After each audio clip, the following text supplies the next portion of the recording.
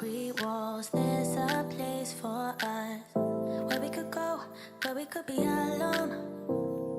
Between city lights, we don't have to hide. I wanna go, do you wanna follow?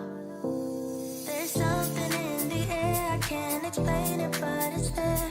Ain't nobody gonna find us in our secret love affair.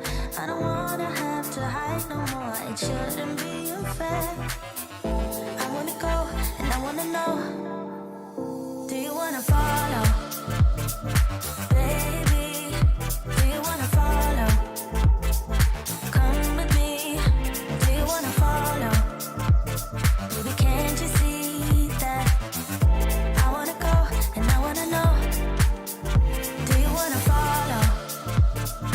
Baby, do you wanna follow? Come with me, do you wanna follow? Baby, can't you see that? I wanna go, and I wanna know, do you wanna follow? I can't understand why we can't hold hands, but they don't know what we have is real love. Aren't you sick and tired of having to hide?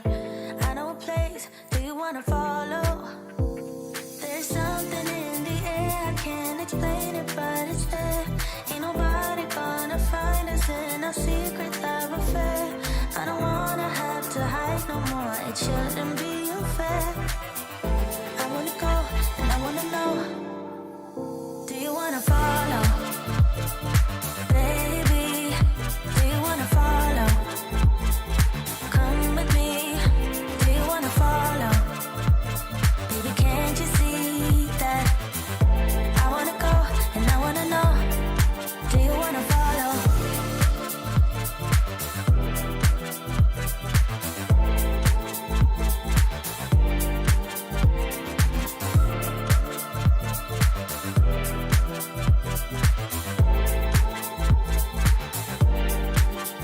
Do you wanna follow?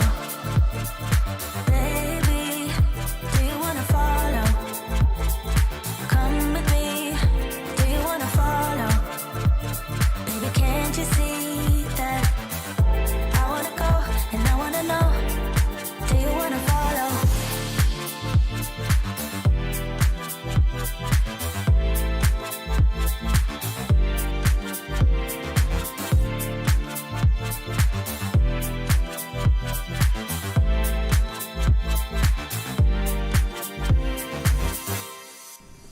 What's up, you guys? Welcome to the live stream. Just watching a little bit of whoop racing here.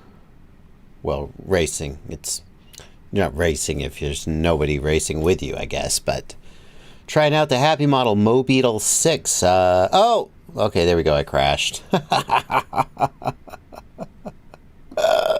Oh man, no, wait, no. Let go here. There we go. Yeah,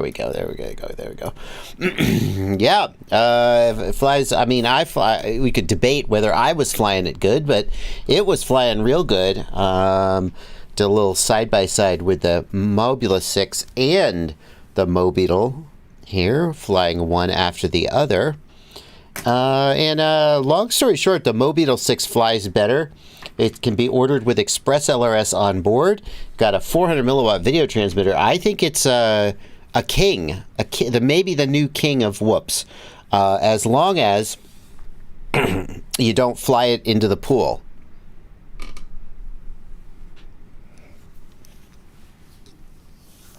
Which is what I did this morning. Because I was like, well, let's get some rip-roaring acro footage. Because you could see I was racing in angle mode, because I know like the top pro Cinewhoop racers are all, racing in acro, but I tried. I started out in acro and was like, this is way too touchy for me, even with like 533 rates, which is what I usually race on bigger quads. So I was like, okay, I'm just gonna fly it in angle, but gotta say, it was really fun. I was whoop, whoop, whoop, whoop, whoop, whoop, whoop, zipping around. It's so much fun. It's so fun to go fast when you don't necessarily have to hit gates, and you can just And then I just was like, oh, let's go over this way. Oh, no, that's the pool. Oh, this is risky. Well, as long as I don't hit something and crash into the pool, I'll be fine. And that's exactly what I did. I immediately got it, rinsed it with isopropyl alcohol, dried it out on a fan. Motor's dead. I mean, hey, baby, let's try. Let's try right now. Let's see if it's recovered. I don't think it has, but hang on.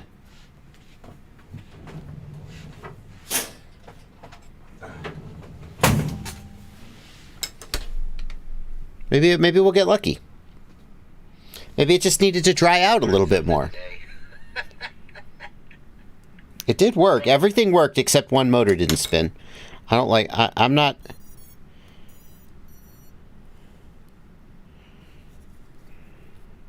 Okay, here we go.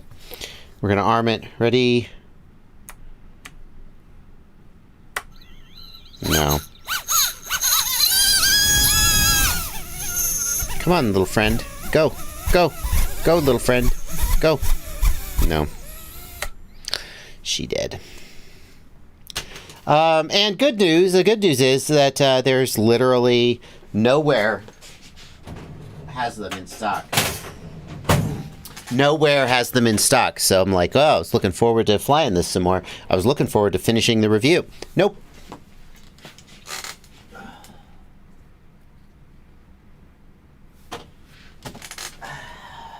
Oh, well. I'll figure it out. I'll figure it out. So, it's not the motor. I'm pretty sure it's the ESC. Thank you for the question, Mike Bergman. Yeah, I'm pretty sure it's... I would wager it's the ESC. The motor feels stiffer than the others. And I just don't think the motor got damaged in the pool as much as I think the ESC got damaged in the pool. I mean, motors usually survive a bath. Anyway, we'll figure it out. We'll figure it out. That is the first time. It is, in fact, Scott Southard, the first time I have crashed anything in the pool, fingers crossed. So, there you go. Oh, well, you know, we'll see what happens.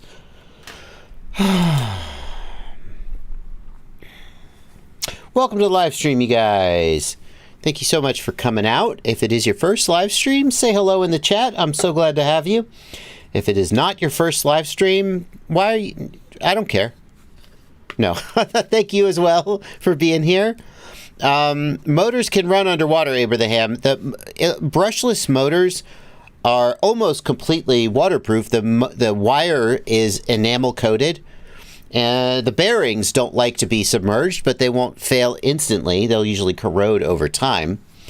But I'm going to guess that this flight controller was not coated with conformal coating. So maybe I'll do that before I go fly the next one that I get whenever I get it.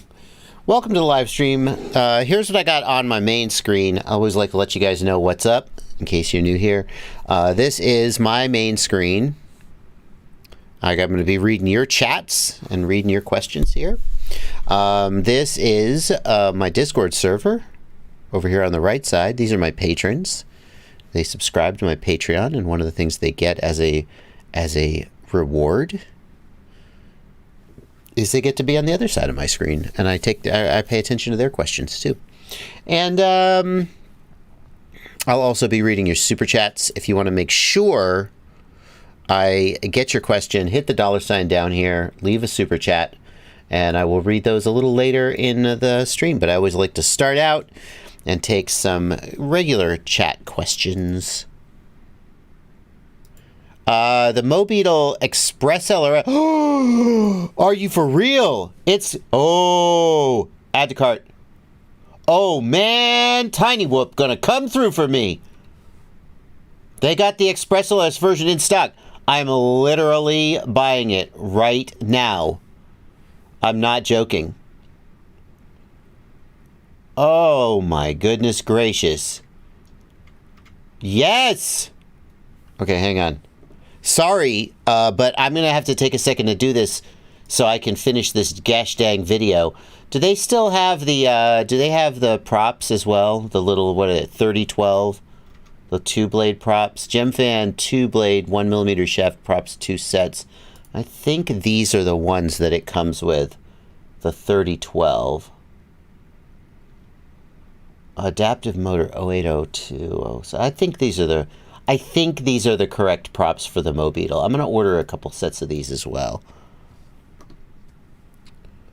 I literally am going to go buy this right now. So that thank you to who was it in the chat who said it was in stock? Who was it? I got to scroll back and look. This is really actually making my day right now. Who was it? Oh my god. Pay now. Pay now. Pay now. Can I get it shipped? Priority shipping. That's within the US. That'll get... Oh, yes! Yes. Yes. Yes. Did I order the wrong one?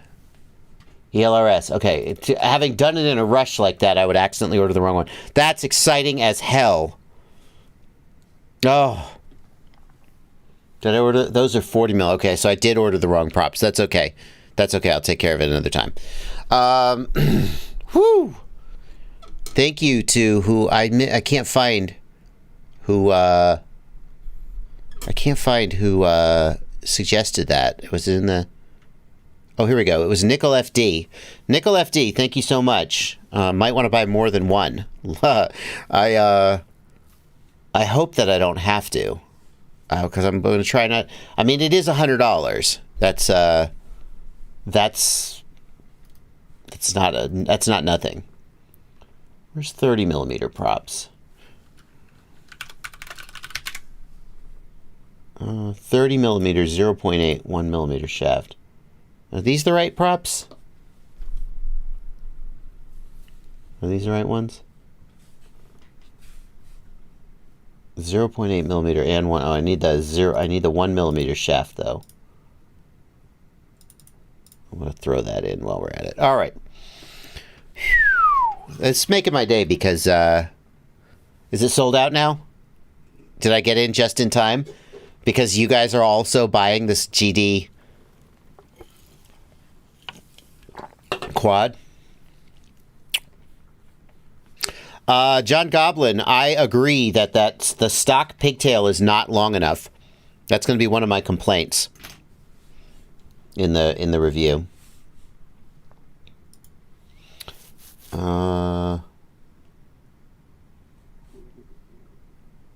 Is this the right... Somebody confirm for me. Is this the right prop? The Venom biblade? No, I want the GemFan. Okay. GemFan 1210. 31 millimeters. 31 millimeter. What did you do on your live stream today? We watched Bardwell shop for parts. 1210. These are the right ones. I was so annoyed. Number one, because I really was enjoying flying the gosh darn thing, and number two, because what? I'm sorry. Oh, that's the wrong flight controller. Hang on, I have to fix that. Number two, because I really was looking forward to getting this review out. Although maybe I should time the review to be at a time when it's actually in stock, because.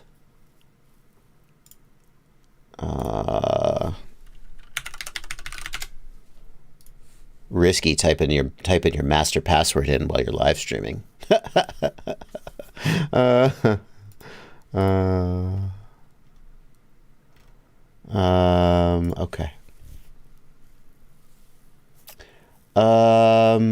Yeah, I really always priority mail. All right.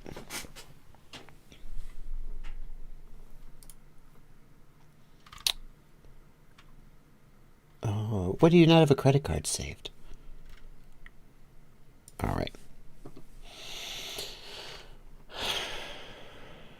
About as risky as flying whoops near a pool. Indeed.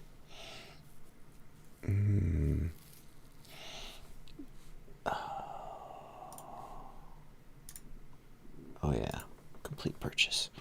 Okay, let's now. Thank you for that. I'll be able to get that in a couple days and finish this review, but still gonna be a delay. Long story short, this thing's amazing.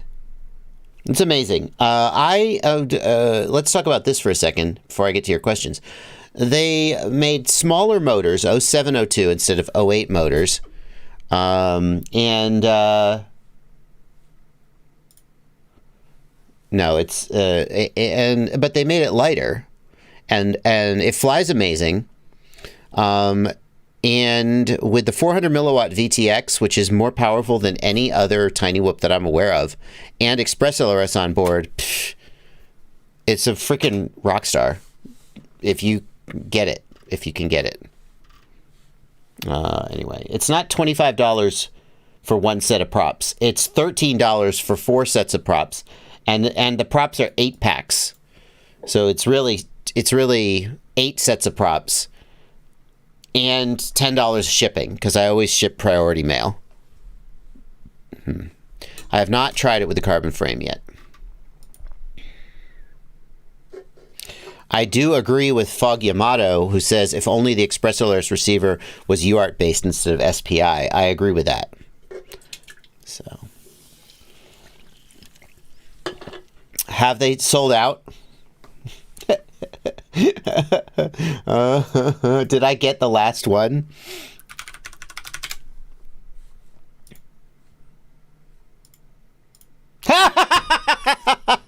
I got the last one, or you guys bought all of them. All right, well, welcome to Livestream. We're shopping here. What's wrong with SPI? I did choose ExpressLRS. I'm 99% sure. Yeah. Bubby asks, what's wrong with SPI-based receivers? What's wrong with SPI-based receivers is that you can't update the ExpressLRS firmware the same way you normally update ExpressLRS. It is baked into Betaflight. So when you update Betaflight, you get a new release of ExpressLRS. But the problem is that it's always behind. So what happens is somebody takes the current release of ExpressLRS, they take that code, and they stick it into Betaflight.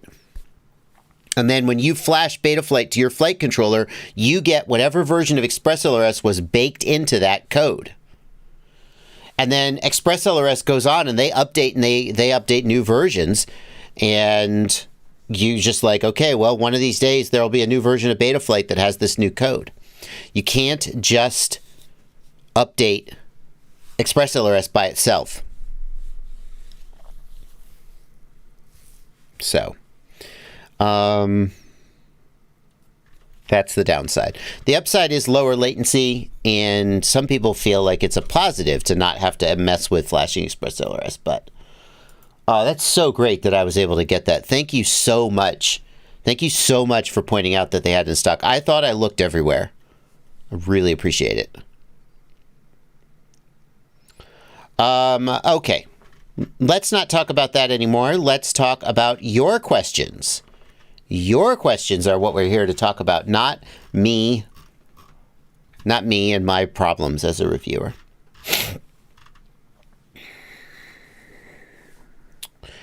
Synapse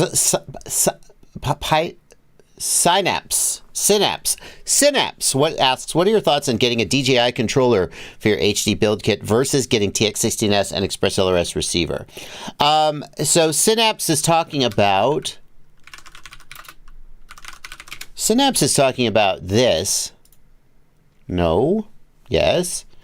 This is my new budget. Well, I almost hesitate to call it a budget build kit. It hurts me that $300 is a reasonable price these days for a 5-inch build.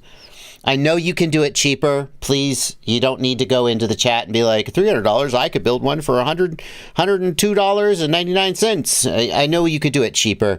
Obviously, there were compromises we didn't want to make to get the price even lower in terms of quality. So this is where it's at.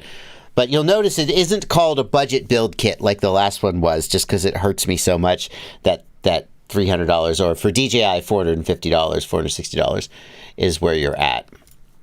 we call it the beginner drone kit, and it's got tutorial videos by me showing you how to build it. And the question that Synapse wants to know is, should you get a DJI controller or should you just go ExpressLRS with the TX16S?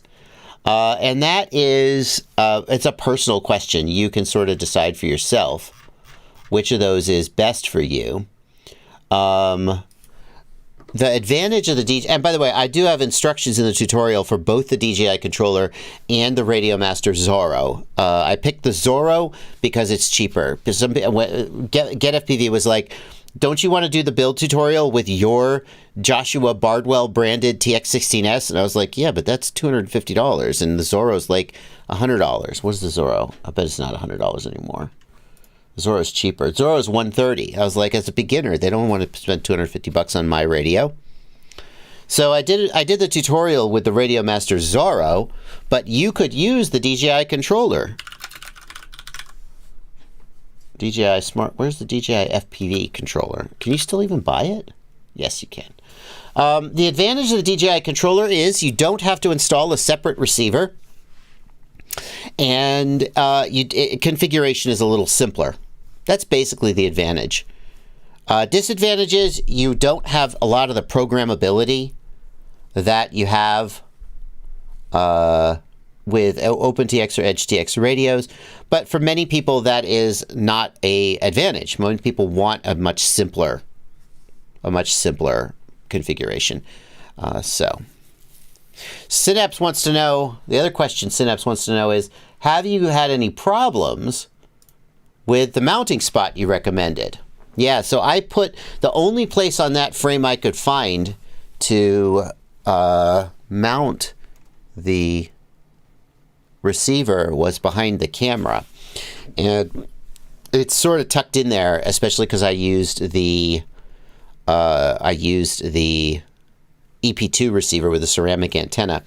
I will say that at 250 milliwatts output power from the Zorro, I did notice that sometimes the LQ got down into the low 80s, even at 50 hertz. And at 50 hertz, ExpressLRS and 250 milliwatts output power, you really shouldn't see LQ dropping very much. So I definitely think that's because of where I put the receiver. It's sort of tucked into the camera, tucked behind the camera with carbon all around it. And that if I had used an EP1 receiver with an actual antenna coming out the back, then it would have been much better. I didn't consider that a deal breaker because this is a beginner build, and for a beginner, LQ dropping a little bit probably is not the end of the world, but I will say that I did notice that, and I prefer to run this build with my Happy Model module with 1 watt output power, and then the LQ is fine. Especially if you want to run at 250 hertz or 500 hertz, you should definitely be using an EP1 receiver, unless you're just like racing at very close range. So that's what I would say about that. Okay, let's see. We got a couple other questions coming in the chat. Oh, we got one here in the Discord. Was your ESC orientation the preferred configuration for this build? Mupshot, I'm okay with the way the ESC is oriented. I wouldn't rotate it 90 degrees to have the XT60 coming out the side. I don't like to do that. When I did my perfect freestyle build, I rotated it so that so the ESC was coming out the front, which I thought made some sense. I could go either way on that, but I'm fine with the way it is now. I'm okay with it. I did not go to I.O. this year, Roberto. I did not end up going to I.O. I don't know. There's a part of me that feels like I should go to certain events. But I got to be completely honest with you. I'm just going to be completely honest. I don't actually like to travel. And I know that, like, for people who like to travel, that sounds super ungrateful. Super sort of like the opportunity to travel for your work and meet people and go to events. And there's people out there who, you know, they punch a clock every day. They go to an office and they're like, man, it's wasted on him. And I get that, but I am who I am as a person. I actually don't like travel. I don't, right this minute, my family is camping. They went camping. Three moms and their kids set up a camping weekend. They're out in the woods somewhere camping. And I was like, cool, you guys have fun with that. And here I am at home. I do things with my family sometimes, but I just didn't want to. I don't like to travel. So, when somebody is like, you want to go to this big event, almost all the time, it's like, not really. I just want to stay. But like, when I go, I have a good time. You just got to get me to go. I don't know. Is the ceramic antenna on an EP2 receiver really suitable for a 5-inch? Well, Shady, here's the thing. On most of my freestyle builds, I mount the EP2 receiver in the rear. Like if it's an analog build, there's usually plenty of room in the rear to put it on top of the VTX. Maybe not ideal to put it directly above the VTX, but it works okay. And it's fine. That's not a big deal. But if you really care about range, or if you can't mount it somewhere with good visibility, then use the EP1 receiver.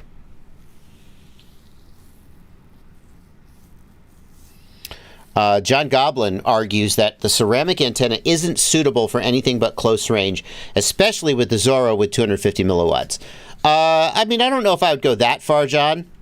If you're willing to run 50 hertz, then, and if you're willing to tolerate the LQ dropping a little bit sometimes, it depends on what your definition of close range is.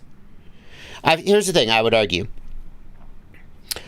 You'll get at least free sky range running 50 hertz at 250 milliwatts with an EP2 receiver. Yeah. Cool Cat says, Cool Cat, I can't resist acknowledging your comment. Cool Cat says, JB, that's kind of sad. I used to love camping with my dad. I don't want to get you guys get the wrong impression. I do all kinds of stuff with my family. I think I have a great relationship with my kids, especially because I work from home and I don't have to go to an office every day. It's one of the greatest blessings of my life. That I'm able to spend so much time with them, come up from making videos and answering emails, have lunch with my kids, or take my son out for breakfast once a week. We go out somewhere, just him and me. And I go camping with them sometimes. I have done. But sometimes no. It's just an example. Don't get the wrong idea. Let's get some super chats. We're now a half hour into the stream. Yeah, exactly. John Goblin, Morton Upshot says, my family hates camping, so I go by myself. That's just it. I like some activities. I don't like other activities. Like when she goes to the beach, I loathe the beach. I know people who love the beach are upset to hear that anyone out there doesn't love the beach. And she's like, hey, we're going to the beach. We're going, like, you have a good time. I will see you when you get back. Let's get some super chats answered. Thank you so much to the folks who donated in the super chats. We're going to start off with Warren Hammerstrom. Thank you for 14 Canadian dollars. I've decided to switch my fleet, my control link. Do I go with Ghost or ExpressLRS? I trust Ghost, but ExpressLRS is offering exciting hardware. What would you choose? ExpressLRS is awfully compelling. Here's the thing. Ghost is the best combination of performance and ease of use. Now, here's what I mean by that. Let's split this hair very finely. Is there any other way to split a hair? Crossfire. Amazing range. It's 900 megahertz. You can get 1 watt or even 2 watts of output power. Crossfire, amazing range. Relatively easy to use, although lately they've been having some BS with their firmware where stuff isn't binding and you have to flash in the... But overall, it's usually easy to use and easy to set up. Bind, update firmware, piece of cake. But Crossfire only goes up to 150 hertz. And most of the time, if you actually want a good amount of range, Crossfire, you're going to be running at 50 hertz. At 150 hertz, the LQ drops off very quickly. It is flyable, but if you really care about latency, you want something better. Tracer, 250 hertz, but you have to crank it up to 1 watt to get decent range, but easy to use. Tracer, not a big fan. I think Tracer is, well, anyway, I've been there. I've talked about that. I don't like the fact that to get decent range out of Tracer, your only choice is to crank it to 1 watt. That bugs me. And even then, the range isn't what it could be if you had other options. Okay, Immersion RC Ghost. Almost perfect. If Immersion RC Ghost had a 1 watt VTX, or a 1 watt TX option, it would be the hands down winner, in my opinion. ExpressLRS people are crying and gnashing and tearing their hair right now because they said that. Take it easy. Hang on. We'll get there. Immersion RC Ghost. You can run at, what is it, 50 hertz? 60 hertz? I don't remember the exact number. You can run it at higher latency and get just gobs and gobs of range. You can run it at up to 500 hertz for really low latency at shorter range. They have a kind of a duplicate mode, which basically sends every packet twice. It's their stable race mode, which makes sure that there are no drop packets for racers who care about an absolutely jitter-free link. You have all these options, right? Super easy to use, easy to update the firmware, over-the-air updates, none of this compiling firmware bullshit like with ExpressLRS. Sorry, ExpressLRS guys, it's bullshit. I understand you are used to, like, you're used to it. And you're like, no, this tastes great. I don't mind this. The Crossfire guys and the Ghost guys are over there eating steak with their over-the-air updates. Like, okay, guys, good. You enjoy compiling firmware. Maybe carried that analogy a little too far. But one of the problems with Ghost is that it only goes up to 350 milliwatts, which means that, and right here, Immersion RC goes, what are you talking about? You could go 60 kilometers. Yeah, at the lowest update rate. But you take ExpressLRS, which can go up to 1 watt, and still run 500 hertz. And it will get you... Here's the thing with ExpressLRS. It has the best performance. It has the most range and the fastest update rates because it's optimized for efficiency. And it's the least expensive. And the only reason ExpressLRS is not just the hands-down winner is, number one, all this bullshit with having to compile firmware, and they've made it as easy as possible, but it's still kind of bullshit. There's no over-the-air firmware update, so every time you want to update, it's a little bit of...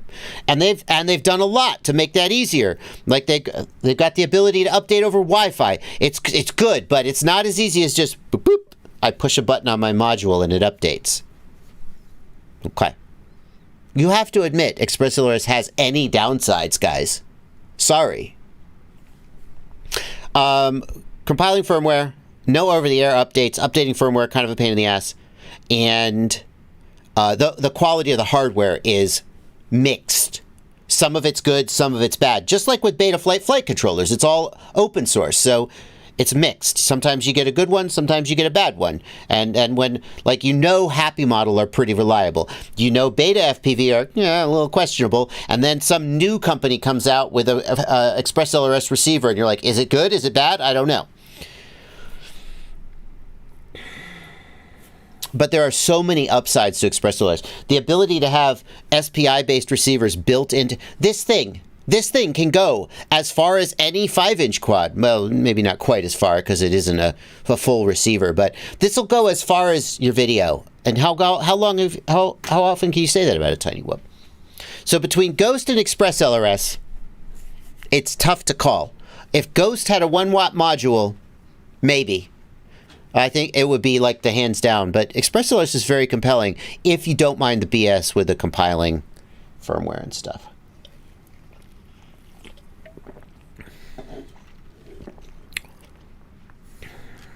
Fog Yamato says they're working on unified targets in ExpressLRS v3, which could allow for over-the-air firmware updates. That's the thing. Here's the thing about ExpressLRS. ExpressLRS is going to win. ExpressLRS is going to win this competition of what's the best control link. Sorry, TBS. Sorry, Immersion RC. You guys have a problem. And here's the problem. The ExpressLRS devs are freaking animals. They're beasts. Every single thing I have ever complained about ExpressLRS, they have fixed. Well, not everything, because I'm still complaining. Whatever it is that makes ExpressLRS not be the best today, they're already fixing it. And that is actually the most appealing thing about it, is how they can't keep it up. They have to run out of Mountain Dew eventually. Right? But for now, the pace of development on ExpressLRS is extreme. And it's not just like developers coming up with developer features for dumb developer reasons that no one cares about. It's real quality of life improvements that make it a better system. And if they keep it up, they're gonna win. They're gonna win. And just be the best.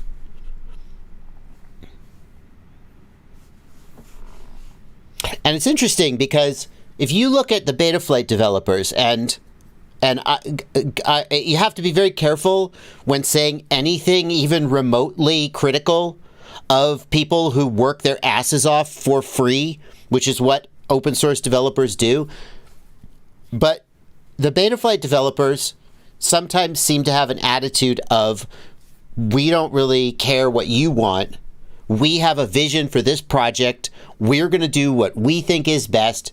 And if you don't like it, tough cookies. And they have every right to have that attitude because they work for free. They do whatever they want. That's the trade-off of getting their work for free, is they don't have to do what you want.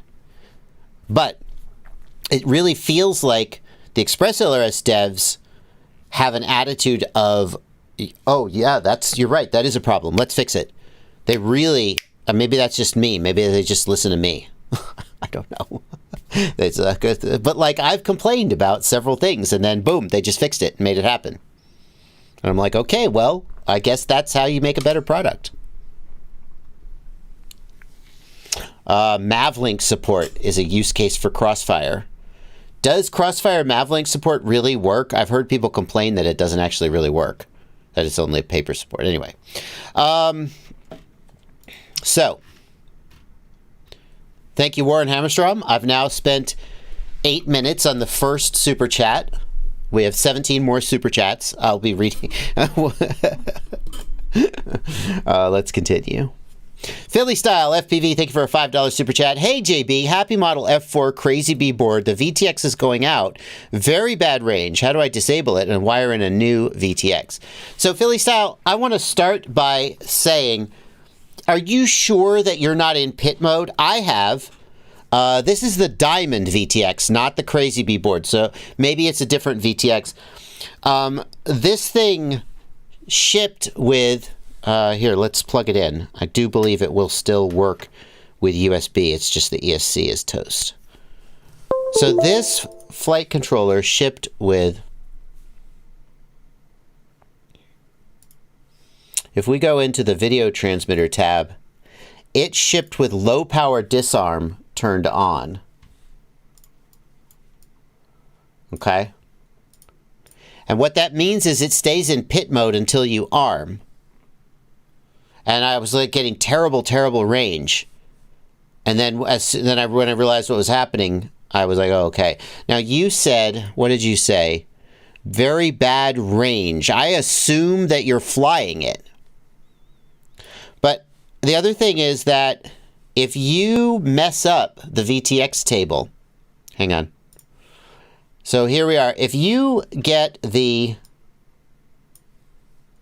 these numbers wrong. Do you see that these numbers go 1, 2, 14, 16, 26?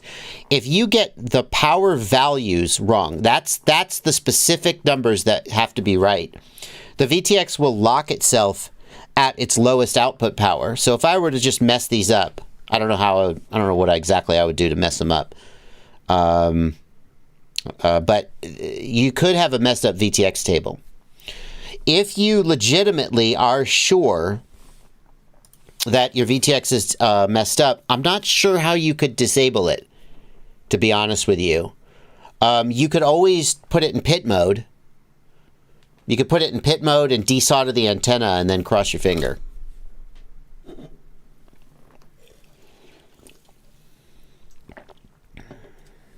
MJFPV wants to know, which ExpressLRS module would you recommend for my Radio Master? I'll answer that in just a second. I kind of got to get a couple more of these super chats out of the way, though. I hate to keep the people waiting. Dino FPV, thanks for a $5 super chat. I've got a tiny whoop that tries to fly away. The motors do not drop RPMs when I drop throttle to dive under a tree. Dino, usually if a quad refuses to drop throttle, to descend when you drop throttle, it means that there is too much vibration getting to the gyro, and the PID loop is sort of feeding back into itself and freaking out. So if you've been messing with the PIDs, maybe you cranked the PIDs too high. If you've been messing with the filters, maybe you moved the filter sliders to the right too much. If you're on default PIDs and filters, though, then it usually starts pointing to mechanical damage. Like, you could have a cracked frame. The frame is cracked somewhere, or the flight controller is loose, and it's causing vibration that causes it to want to fly away. Mike Bergman says it might be caused by air mode. Air mode does make this worse, but ultimately, even with air mode turned on, the quad should still descend. I would say, Dino FPV, if you do have a tiny whoop and you have air mode on, you could try turning air mode off, especially if you're flying in angle mode. Turn air mode off and see if that helps. Line Stalker, thank you for a $5 super chat. Just thanks for answering my questions on paralleling a real pit and real pitting a Vista. Thank you, Line Stalker, for the donation. Dave Perry, thank you for a $7 Canadian, $7 Canadian dollars. Lost the use of my left hand. Will the DJI motion controller work with any drone other than the DJI FPV drone? Afraid not, Dave Perry. That DJI motion controller is tightly integrated into the sort of sensor array of the DJI FPV drone. It does not work with a standard. It is not really a generic RC controller. It only works with the DJI FPV drone. Dave, there are a couple of pilots out there that have learned to fly with one hand. I don't know how they do it, honestly, but I mean, I've seen video of them doing it, and they'll just sort of work the sticks with one hand. And some of them are really good pilots. But, I don't know if that would be an option for you. Redbeard the Pilot, thank you for a $5 super chat. I'm trying to get a capacitor onto VBAT for my toothpick build. Getting it on the board is tight. What's the best way to mount it on the XT30? If you must mount a capacitor on an XT30, what do they call it? There's a thing. XT60. It's one of these. So it's something like this. Hello. Hello. No, we're not going to do that. Yeah. So this is what I'm looking for. Waffle has an XT60 capacitor board. Does he make a XT30? Yes. This is what I recommend. If you must put the capacitor on the XT30, now you want to keep those battery leads as short as possible, but you probably already know that.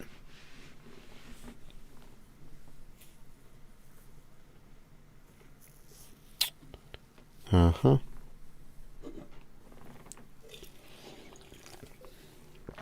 So that's what I recommend, Redbeard.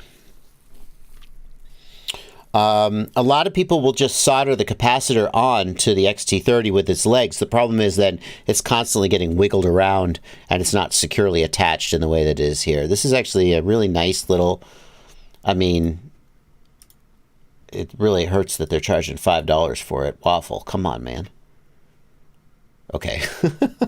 You can charge whatever you want, right? It's your product. I mean, how much is that PCB? You ought to be able to make this PCB for, 10 cents, right? I don't know. I shouldn't say that. I apologize. People can charge whatever they want. And you can buy it or you can not buy it. Personally, I would hesitate to pay $5 for this. Oh, it's a set of 4. Okay. I take it back. I missed that. It's a set of 4. So that's like a dollar and a quarter a piece. That's in the range of reasonable. Yeah. I missed that it was a pack of 4. Warren Hammerstrom, thanks for another $5 Canadian. Warren is switching for considering a new RC system.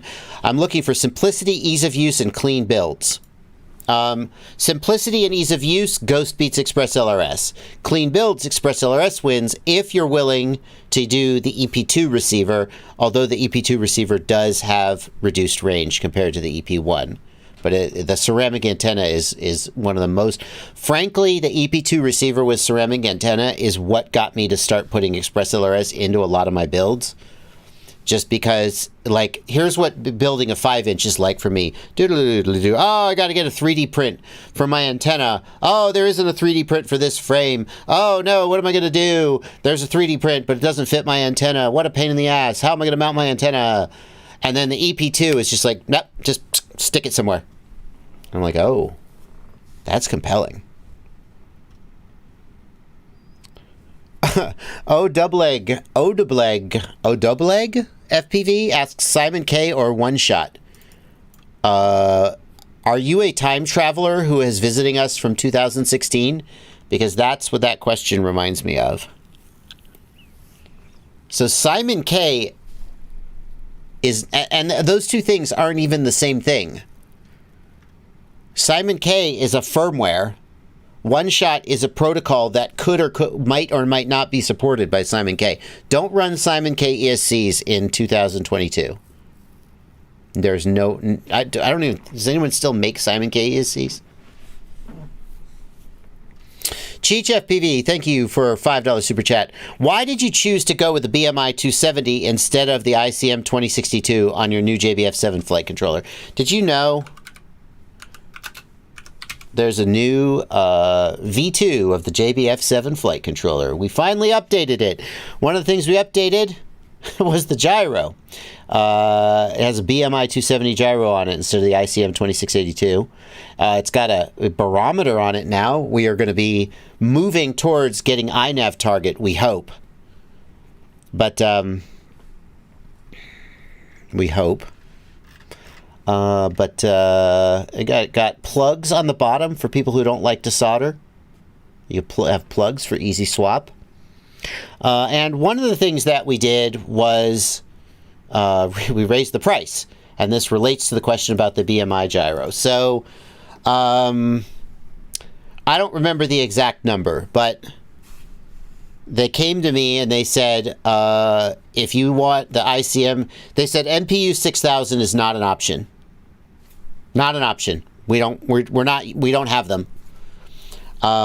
Somebody told me, so if you look at iFlight, they've switched all their flight, iFlight's the manufacturer of this, in case it's not like it's a secret. They switched all their flight controllers over to the BMI gyro. They're not using the ICM, they're not using the MPU anymore. They said MPU 6000 is not an option, we just literally can't get them.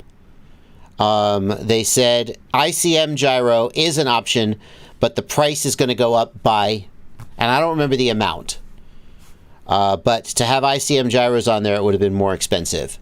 And the board is already $85. It's already $85. And let me tell you, it used to be $50. The reason it's $85 instead of $50 is 100% because the cost of the parts that go into it has gone up. So this SD card tray, this Max chip here, the OSD chip, these inductors, the voltage regulators, right?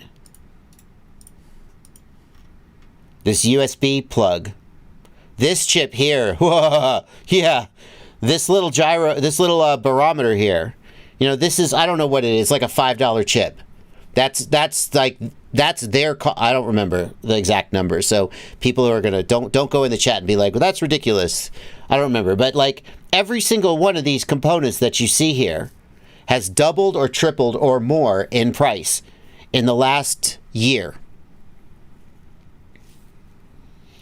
And so so that's why the price of the flight controller went up to $85. Chip shortage. Mystery D, you're mistaken, my friend. With all due respect. Mystery D says the BMI 270 sucks. Tell him what the pin and gyro limits are. Mystery D, you are, with all due respect, sir, you are excessively focused on numbers. Yes, the BMI 270 only goes up to 3.2K. No, that does not actually affect its ability to work.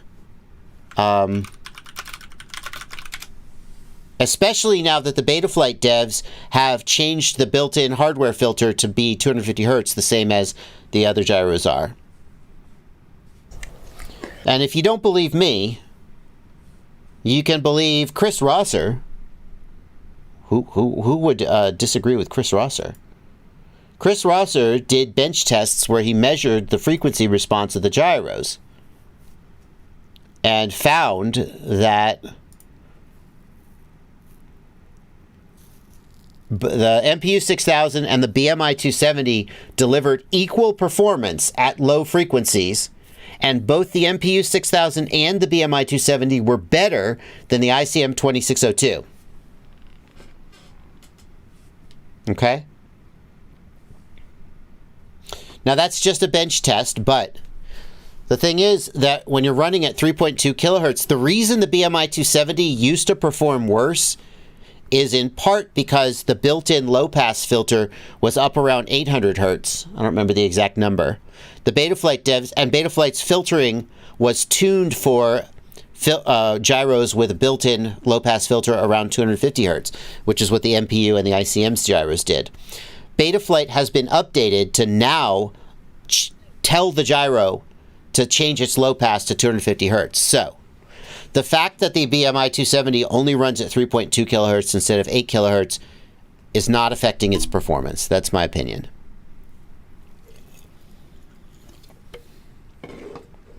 And anyway, nobody can, good luck, you know, you're going to see the ICMs going out of stock. There are still flight controllers out there with ICM gyros on them. They're, in my humble opinion, they're going to go away because what I'm hearing from manufacturers is that the price of those gyros is going up to the point where it's not feasible. And the BMI gyros, for whatever reason, are still available. Anyway. Mystery D says, well, say what you want, but if it has a BMI 270, I don't want it. I mean, that's certainly, it's your money, it's your quad. You can put whatever you want on it. I would say if you think it's bad, I mean, there's no feasible way to do a blind test for most people because you need to build two identical quads with two identical flight controllers, one with a BMI and one with an MPU or an ICM. And then you'd have to PID tune them blind, not knowing which was which. And you'd have to see if you could tell a difference. But frankly, I actually question the validity of a test like that because you're going to put motors on these two quads, right? And one of them's going to have a bearing that's slightly worse than the other. And that's going to be the limiting factor on how far you can push your filters and your PID gains.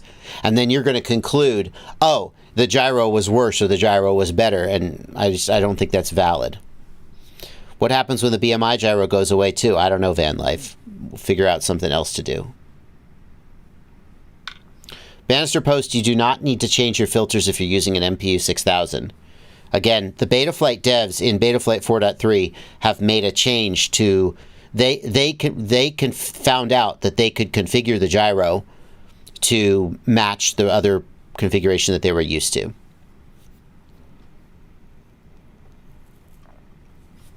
Okay, continuing on.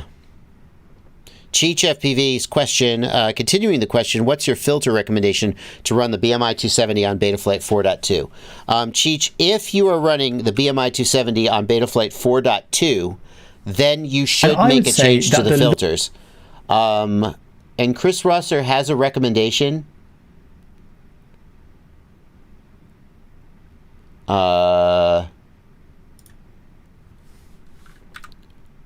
Or actually, we don't even need to do that because there's a Betaflight. Hang on.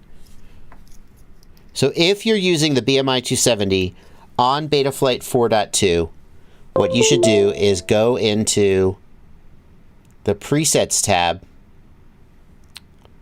Hang on. And if we just search for BMI 270, you can choose this, Deuce King's BMI 270 filter settings. And this will make the changes that you probably need.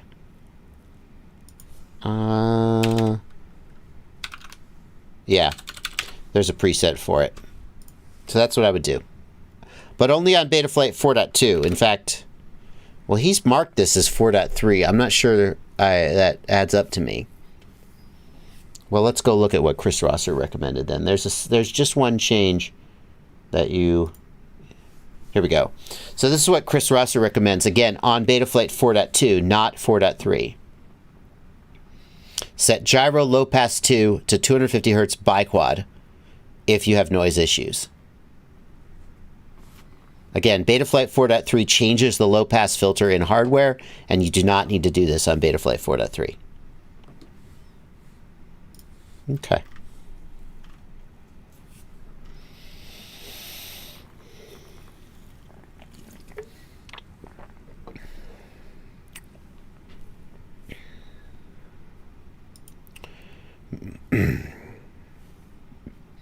Mr. D, you have to give me a source for that quote.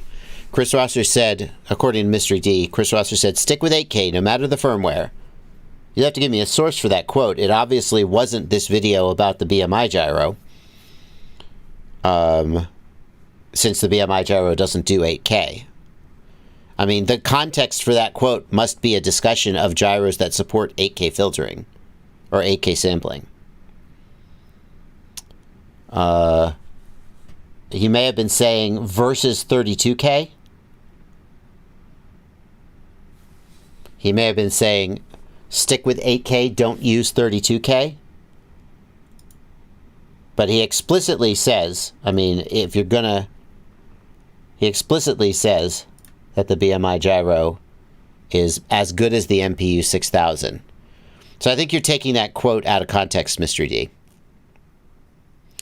Mr. D says, my issue is less with the BMI 270 and more with vendors advertising MPU 6000 and shipping a product with a BMI.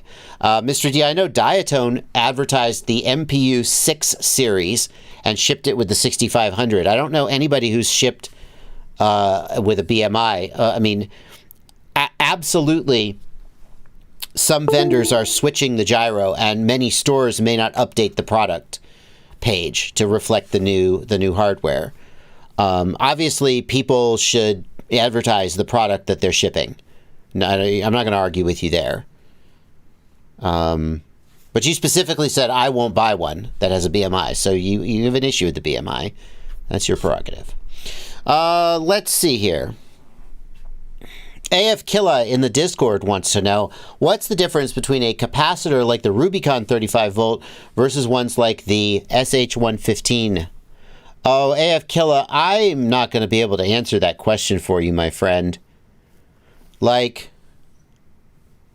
you'd have to look at the data sheet, and even then, the data sheet is going to be crazy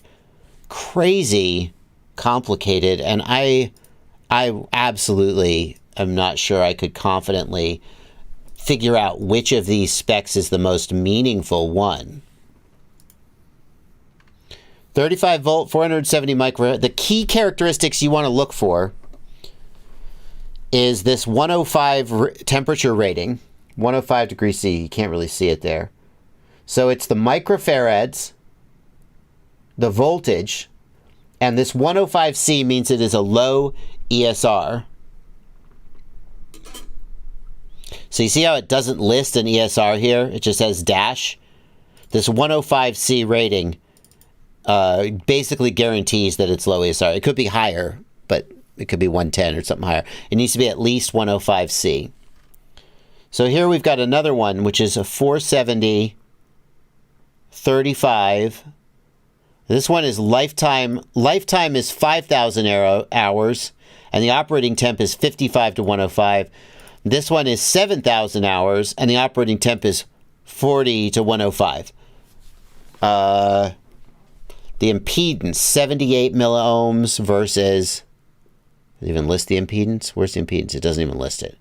So there's various differences in the specs. And I don't know if you need to care about any of them, except the microfarads, the voltage, and the 105C rating. Those are the key characteristics you want to look for. After that, I don't know. Okay. Oh.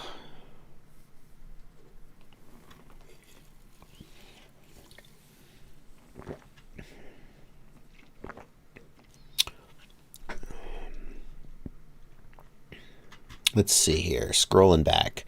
Fog Yamato wants to know, my 7-inch long-range rig starts wobbling like crazy when I throttle up. Could it be caused by soft mounting the flight controller? Yamato, if the flight controller was extremely loose, it could be caused by that. But my gut feeling, if you have high throttle oscillations, would be that your P gain is too high. And if you're using 5-inch default PIDs on a 7-inch, that would also be consistent with the P gain being too high. So try lowering your master slider. That's what I would say. Oh, if it's on iNav, then I don't know what to tell you. You don't have sliders. Lower your P gains. That's what I would say.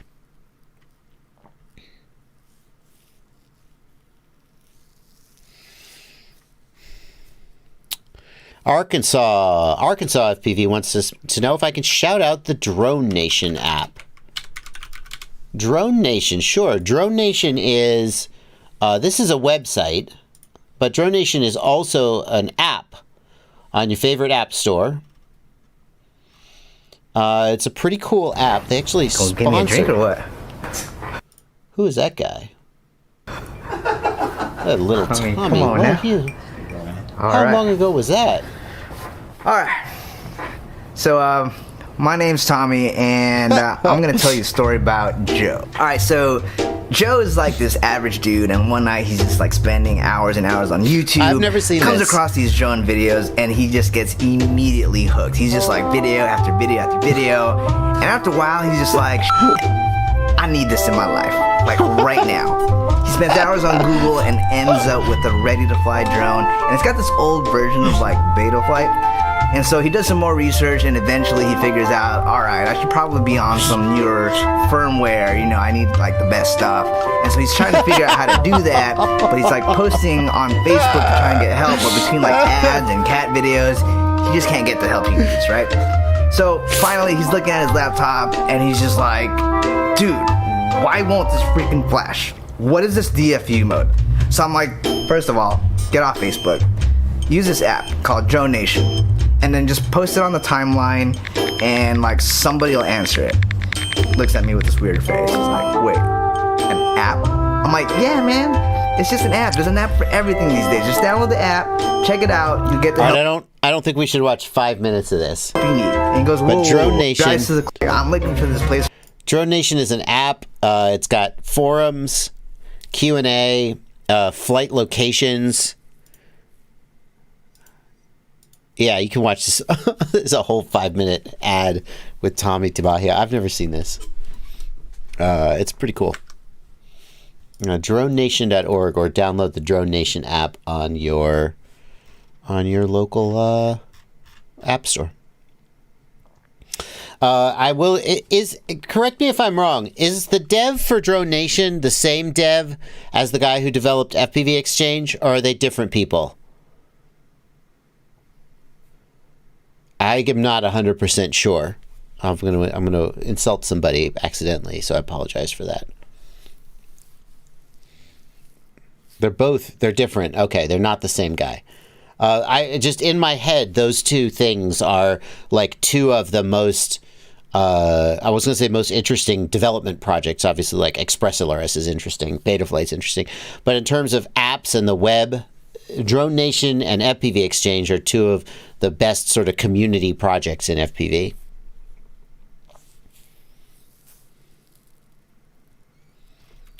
Anyway, yeah, I am technically on Drone Nation, although I confess that I never use it. Right now, the dev is, hopefully he's not too upset about that. I don't, because like the same reason I don't use LinkedIn and Instagram and Snapchat and WhatsApp and any of the other bazillion means of connecting with my community. Like I have at the very top of the list is Gmail, and then Facebook Messenger, and that's about it. Maybe, like, there's a million other ways that people try and talk to me, and I just have to be like, I'm sorry, I can't, it's too much. It's Xenakis is FPV Exchange. Okay, sorry. Xenakis.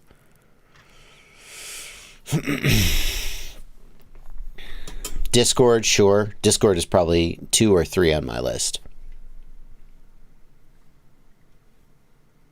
Do you store your quads with props on or props off? 50-50. You can look at the back wall there. Some of them are on, some are off. I don't think it really matters.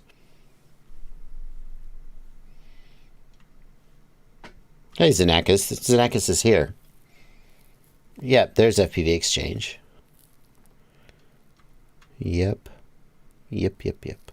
I can't always keep people's names straight because, like, you'll have one name in the YouTube chat and one name in the Facebook Messenger and one name in the email, and then I meet you in person and you have a different name, and then I'm just like, sorry.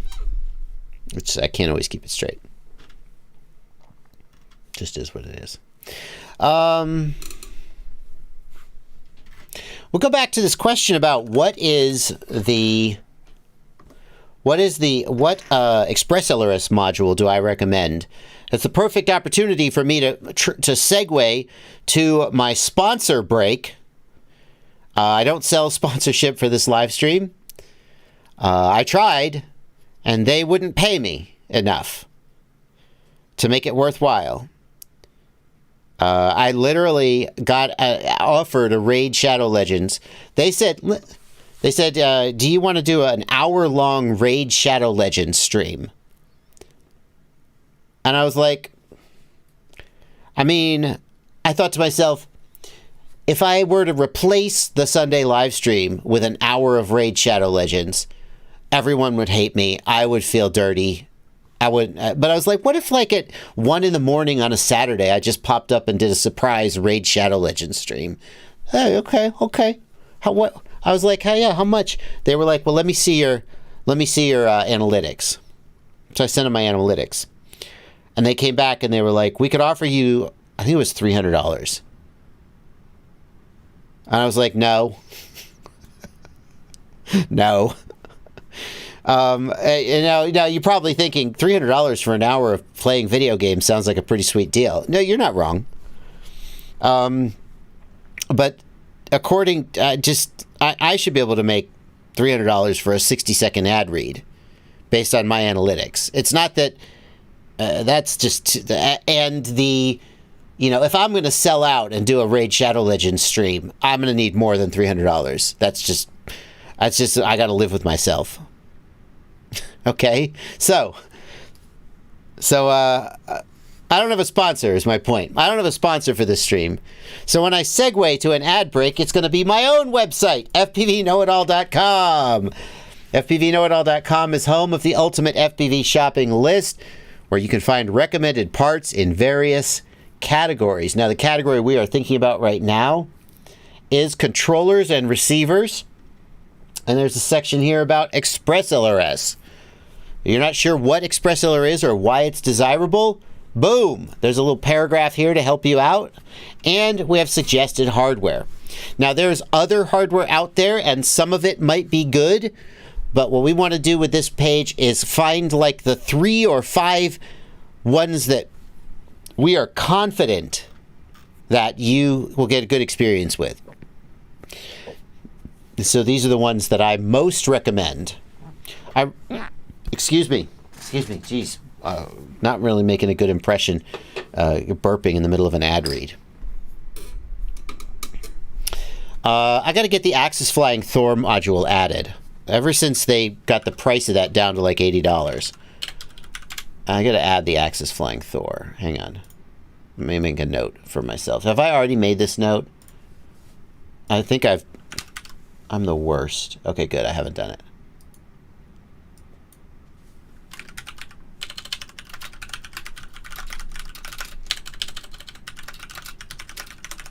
Got to add that. The price has come down. It's really worth mentioning. So these are the ones I recommend. And if you're looking for any other recommendations in any other categories, check this out. This is a great way to support my channel. All of these are affiliate links. That means when you click that link, I get a commission. If you make a purchase, you can't just click the link, and I don't get anything if you just click the link. But you click the link, you go to the store, you buy whatever you want. It doesn't matter. You don't have to buy these goggles. You can buy whatever you want. But just click that affiliate link before you make your purchase. I get it. If you think I've earned it, I get a commission. It's a great way to support me. It doesn't cost you anything. There's your ad read. How'd I do? Super Deluxe, thanks for a $20 super chat. Thanks for not playing Raid Shadow Legends. Francesco Maria, thank you for 10 euros. Francesco, I don't see any text associated with your super chat. Did you forget to leave it, or did you just want to make a donation? What else can make hang time longer at 0 throttle? Francesco said, so lowering your idle speed, make sure you're using dynamic idle instead of static idle. That can help.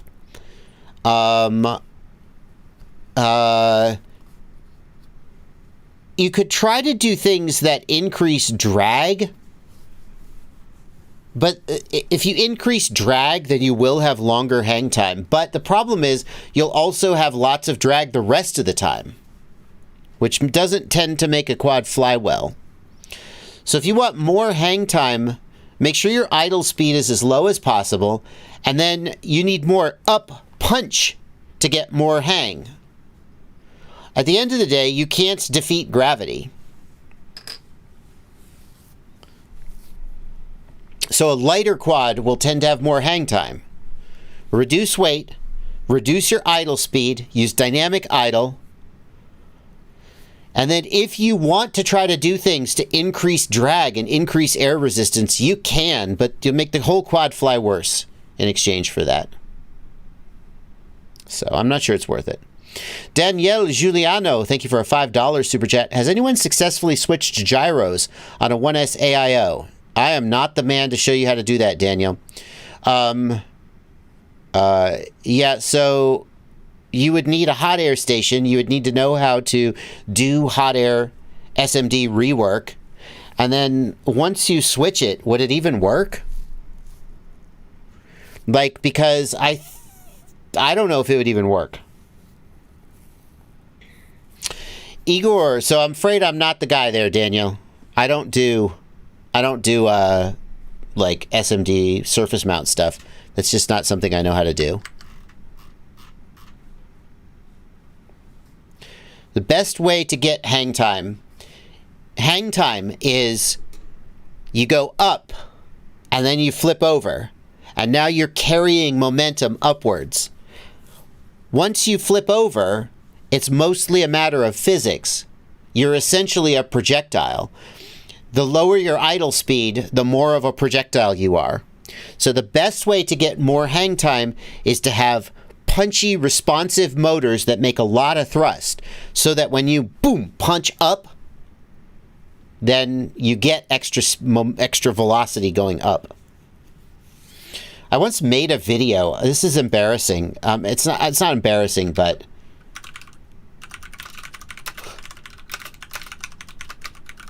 I swear to God, this is going to look super embarrassing. But when I made this video in 2015, I want you to understand that this was new and a lot of people didn't understand how to do it.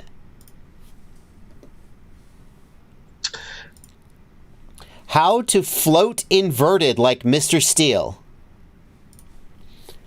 A lot of people did not understand, and legitimately, some people thought guys like Mr. Steele were using 3D mode to fly upside down.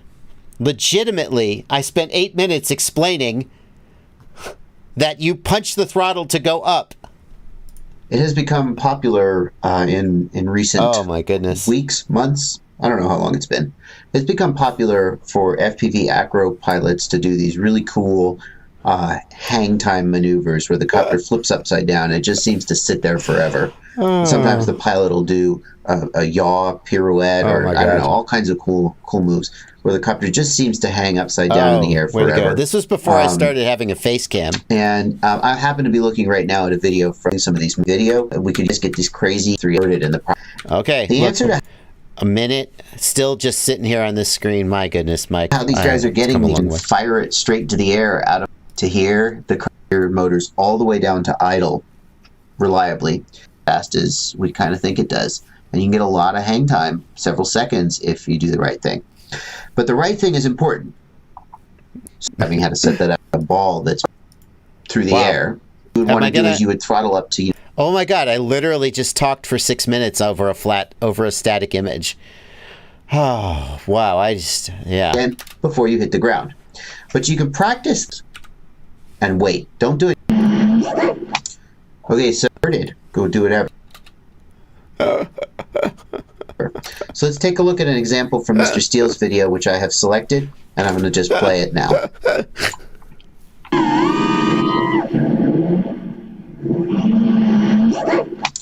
Okay, so I think it's a really good example of what I was describing.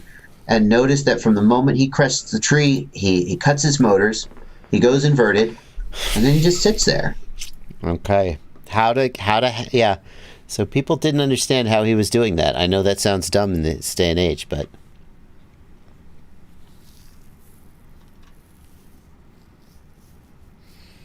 there you go. Zanakis FPV, thanks for a $20 super chat. We appreciate every video you do. I've seen probably almost all of them. I love the one with the water dripping and your total dad reaction where, water falls from the sky in the middle of one of my videos, and I jump up and run out of the room. One of my kids spilled a bunch of water out of the bathtub or something. Yep, thank you, Zanakis. In case, as long as I was talking about your website, Zanakis, I could at least show it. This is not a sponsored spot. This is just a really good website that I'm proud to promote.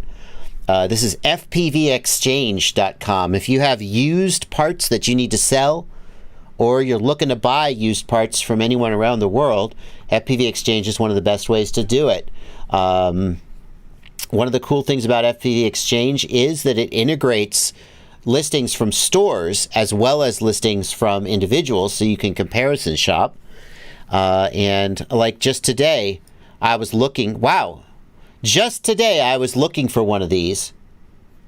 It's on pre-order. Crap. I was about to say, Zanakis, you're about to save my butt. I was looking to buy one of these ExpressLRS flight controllers. Why is it on pre-order, Zanakis? See? So I can buy it new from Zanakis. Offered to buy. I don't want it on pre-order, though. I want it. Anyway, if you got stuff to sell, you can put your stuff up for sale, and it is a super, super great way to buy and sell used FPV parts. So definitely give that a look. Zanakis, do you like pull product listings from stores? Because I know I've seen stuff on there new and it points to a store. How does that work? Joe Blow, thank you for a $5 super chat. 2 ESCs on my new iFlight Beast aren't working and are not showing up on BL Heli. Joe Blow, it's the Beast F7, isn't it? Is it the H7 or the F7? Joe, this is a known issue with the iFlight Beast flight controller, but I thought it was just the H7.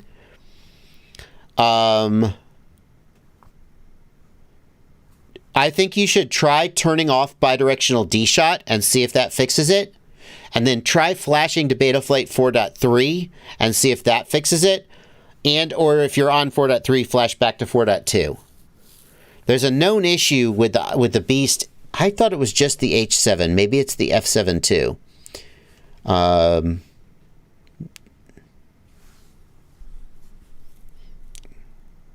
Joe, if you tried all that, I really don't think it's a hardware issue, but obviously I can't be sure. If it's a new iFlight Beast F7, contact iFlight support.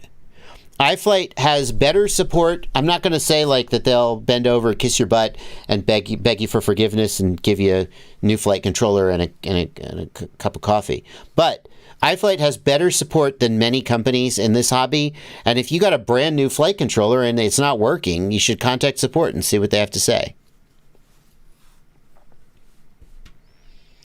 J Barnes FPV has a T-Motor FT200 video transmitter.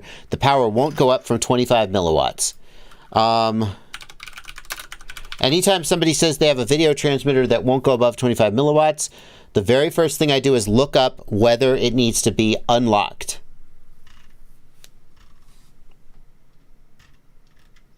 So let's look for a manual or look for unlock instructions. Green, 25 milliwatts. Yellow, yada, yada, yada. Press and hold to set power. I don't see any indication that it has an unlock procedure, but I would love to find a manual because sometimes it's not in the product page. Let's see if I can find a manual for this guy.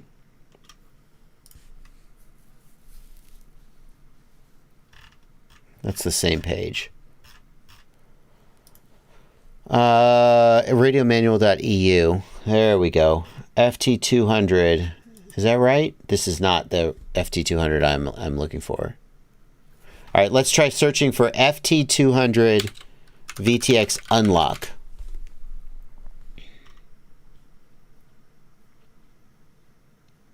I don't see any indication that this needs to be unlocked. So I guess it doesn't need to be unlocked. The next thing I would do then is go into the Betaflight ports tab, disable smart audio or tramp telemetry, whichever it uses. Then use the button. And fortunately, they have a very convenient button.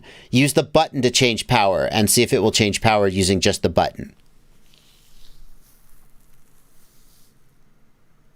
Okay. Garda Rotor in the Discord wants to know if the BL Heli 32 server is down. It seems extremely unlikely, Garda Rotor. Can anybody confirm that you can flash a BL Heli 32 ESC right this minute?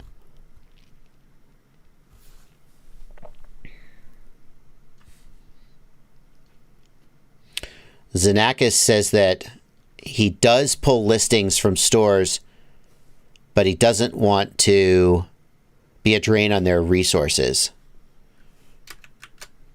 So he doesn't pull often, and he's looking for devs who can help. Zanakis, I may be able to help you with that. I have a... hold on. I'm going to show you guys something. I want to show it to you, but I don't... Well, it's not quite ready. I'm working on something. I'm working on something here, which is a multi-store search page. And I'm working on another project which pulls the stores and tells me which products are out of stock and how long they've been out of stock. And Xenakis, it seems like the guy I'm working with who is working on that would be very helpful to you.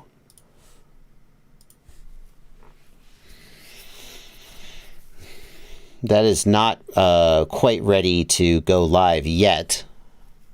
But, hang on, where's my Discord?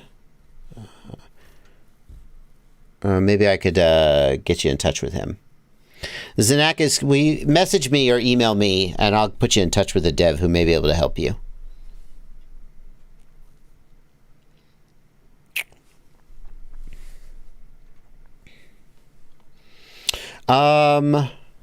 Jayza in the Discord wants to know, you often mention the Best Buy warranty when buying GoPros. Can you talk a little bit more about that? Is it Geek Squad protection? Yes, that's what you want. How easy is it to get a replacement with that? Does it cover the kind of damage we do? I tried reading in the terms and conditions, but it looks like the base pan does not cover accidental damage. So it's the Geek Squad protection, and how easy is it to get a replacement? It depends. When you bring the camera in, an assessment is made as to whether the damage is covered under GoPro's warranty. Okay, so here's the flow chart as I understand it. Number one, is this damage covered under GoPro's warranty? Okay, if the damage is covered under GoPro's warranty, then GoPro decides what's going to happen to the camera. If GoPro covers the camera, then you get a new camera or you get your money back, and you get your money back for the Geek Squad protection as well, since you didn't use the Geek Squad protection. If it's determined that the damage is not covered under GoPro's warranty, then the Geek Squad protection kicks in. Then Best Buy decides whether to give you a new camera, and in that case, you do not get your money back for the Geek Squad protection. Typically what happens then is they give you a gift card for the cost of the camera. You go and you get another camera, and you buy Geek Squad protection on the new camera, since the old policy was used up. Okay? What it works out to is, here's how it usually works. You walk into the store. You pay $500 for a GoPro. You pay $60 for 2 years Geek Squad protection. You take it out, you fly it, you smash it, you break it, you bring it back in. They decide that the Geek Squad protection is going to cover it. They give you a gift card for $500, the cost of the GoPro. You go get another GoPro, you buy it with the gift card, and you pay $60 again for the new policy on your new camera. Now, there are some gotchas here. The first is, if you don't bring back the accessories, the USB cable, the little mounting accessories and so forth, they charge you for those. It's stupid. And they charge you they charge you like $50 for not bringing those back in. So if you can, keep those and bring them back when you try and claim the warranty, the insurance. What has happened lately in the last year or so is they have started getting pickier. It used to be they would just be like, yeah, go get a new camera. Yeah, go get a new camera. They've started getting pickier. And so they will take the camera and they will say, okay, we'll let you know. And they'll send it off to a service center. And the service center will decide if they can fix it. So what some people do is they take a hammer or a rock and they really smash the shit out of the camera before they take it in. Because if you bring it in and there's like one little crack in the screen, they send it off and they may go, oh yeah, we can fix this.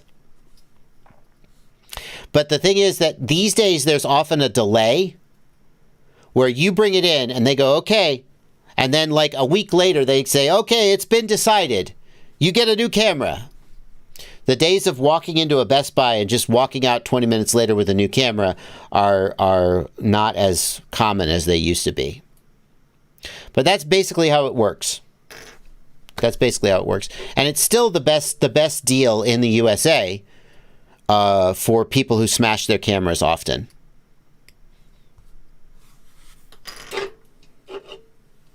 Mo, I have tried to do the thing where when you buy the new camera, you give them the accessories for the new camera as in lieu of the accessories for the old camera. If you're doing the exchange the day of, then that works. But if they say we have to send it off to, because what was happening is the people in the store were just like, yeah, okay, new camera, and they lost a shitload of money, I assume. And so finally they were like, listen, 17-year-old Bobby, you know, associate, Best Buy associate, you don't get to make the call anymore. You got to send it off to the service center and they'll make the call.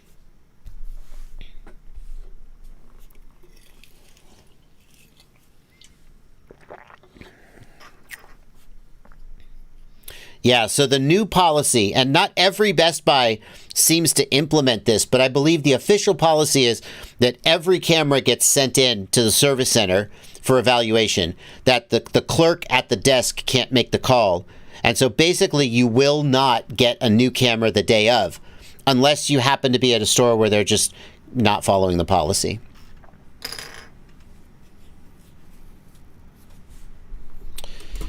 JC Cantrell, thank you for a $5.55 super chat. Your ExpressLRS YouTube video solved my frustrations. I live for that. Solved my frustrations. That's great to hear. I'm very happy. Joe Blow, thanks for a $5 super chat. Oh, no, we got you, Joe.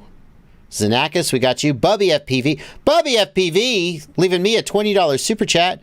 Keep ripping, young ripper. Aw. Thanks, Bubby. Super Deluxe, think we got you. I think we're caught up on super chats. Fantastic. Van says Drain Man FPV has a video about how to swap gyros, and it works. I did it.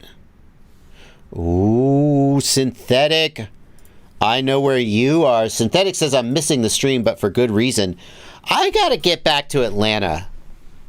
Jiminy Christmas, this is a great location.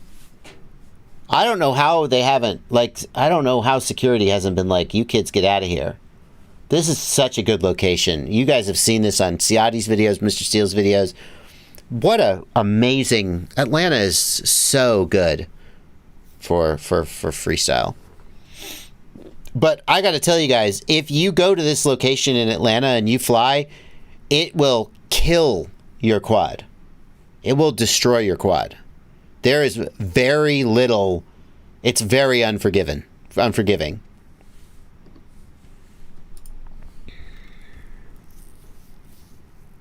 Slat flew there, yeah. Yep.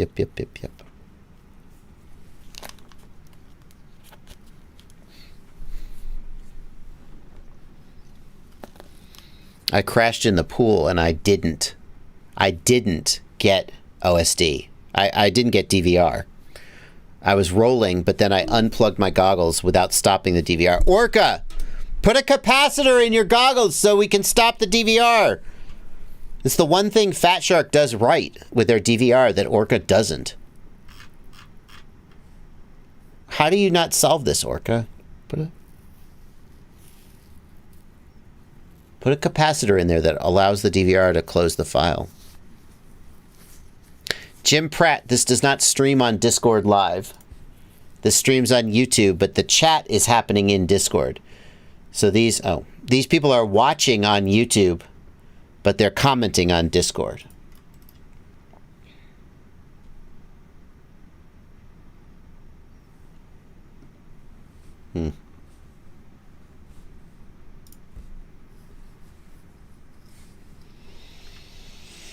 Oh. Let's talk about this. I see, I'm looking back for questions. I'm going to go off on a tangent. I don't see a ton of questions. I don't see a question. Does the Evoke analog come with a TX antenna? Yes, of course. Of course. Rob Axelson wants to know any new flow state news. Yes. So I will. You know what? I will. I'll give a flow state update. I actually have something concrete to give you an update on. Flow state. We are moving ahead with self-publishing. The approximate timeline, and this hurts me to say, but the timeline for getting it released will be at least 2 months. and maybe more, because, and this, I don't know, like, what do you mean? Just take the MP4 and upload it. So there is a service that you submit your film to, and then they get it onto other streaming services. What is it called? Hang on. I'm going to tell you what it is.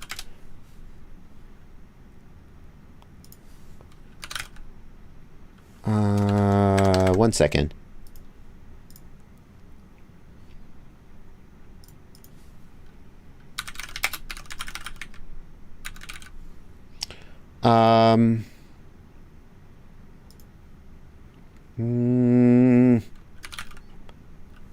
What the flip was the name of that one?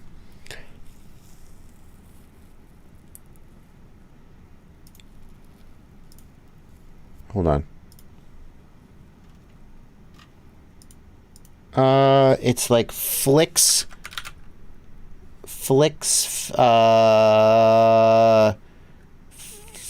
Highway. Dang it. I don't remember the name. So anyway, I can't remember the name. And the problem is that there's a bunch of QA that you have to go through. You have to submit subtitles. They have to do quality assurance. You don't. So there's a process. We are moving ahead with that process. And the time will be. So that's the answer. We're going ahead with that. When it's available, we don't know the exact. Maybe if I look in my history, that's risky to bring up your history on a Flix. No. I swear it was Flix something. Film Hub? Was it Film Hub? Maybe this was it. This might have been it. Film Hub.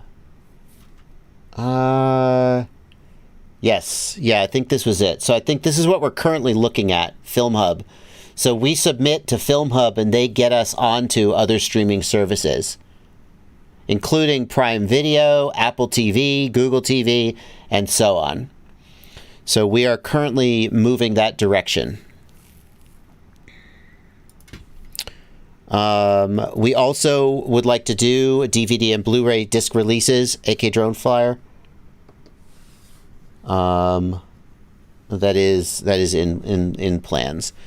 We don't want to just put it up because like we would like, if you watch it on Apple TV, then Apple's going to notice that they got 10,000 views. But if I just put it up on my YouTube channel, then that doesn't really have that benefit. So there's still a goal there. But that's where we're going. I can say that there is, so for the last 9 months, we have had an agent who has tried to sell it, who has been reaching out to his contacts, and has not succeeded in selling it, is the bottom line. And now we are proceeding with self-publishing. So that's the takeaway there.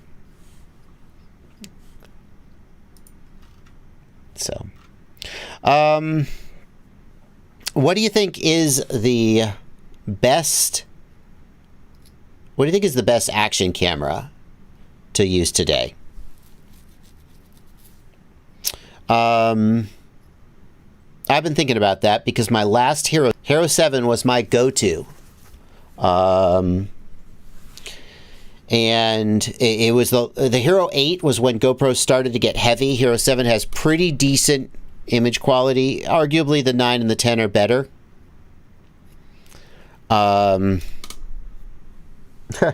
For quad's sake, an agent doesn't get any money if they don't sell the film. An agent takes a percentage of the sale. If they don't sell, they don't get any money. So, is the stream hiccuping? People are saying the stream is hiccuping. Uh-oh.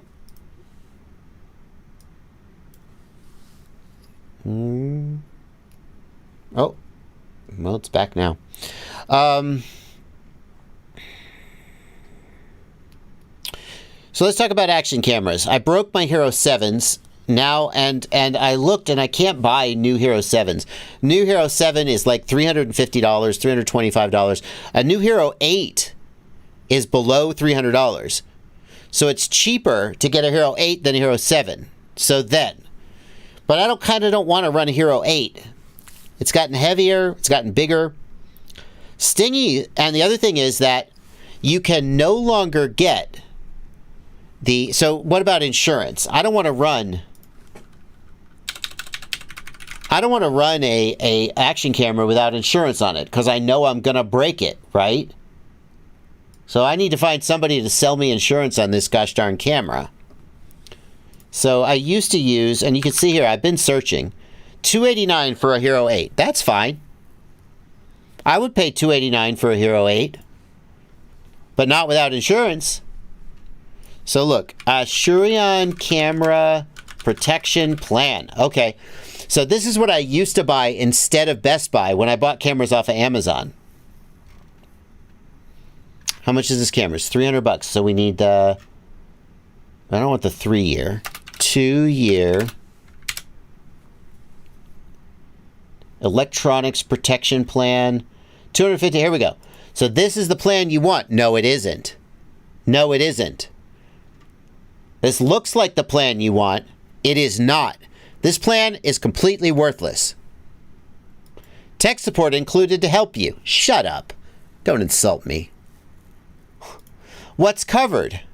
Power surges, mechanical electrical malfunctions and failures due to normal wear and tear. What's not covered? Drops, spills, and cracked screens. Shut up. So this is useless. Now, there used to be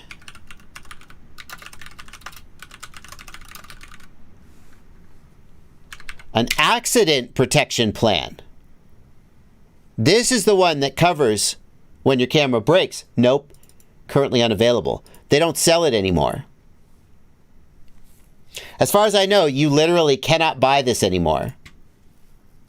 Oops. And, you know, obviously, because they were probably losing shitloads of money. So, in my opinion, at that point, I'm not buying it off of Amazon. So what does that leave? GoPro? Can I buy a Hero 8 Black on GoPro?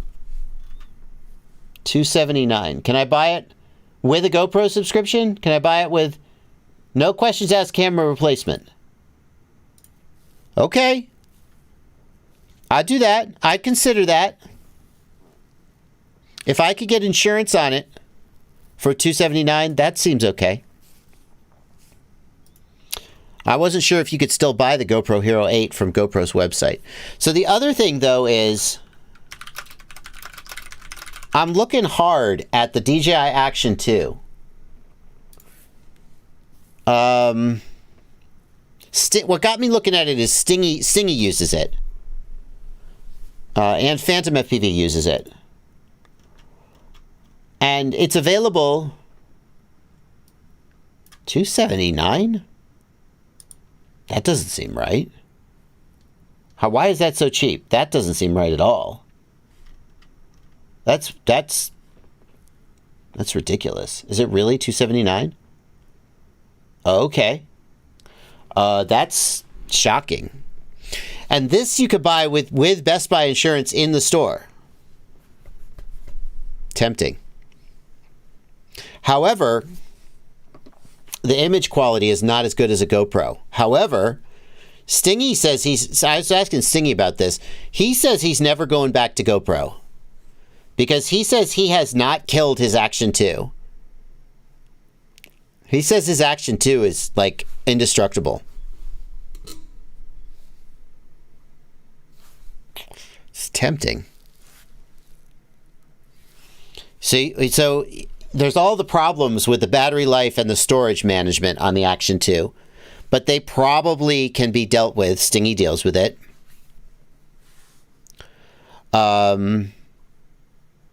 Yeah, I know that's without the dual screen, but I mean, You buy one with the dual screen, and then you just buy the power one the rest of the time. The problem with the Action 2 is, and I cannot get over this. I don't even need to go to YouTube. I can just show my own video. I have some Action 2 footage.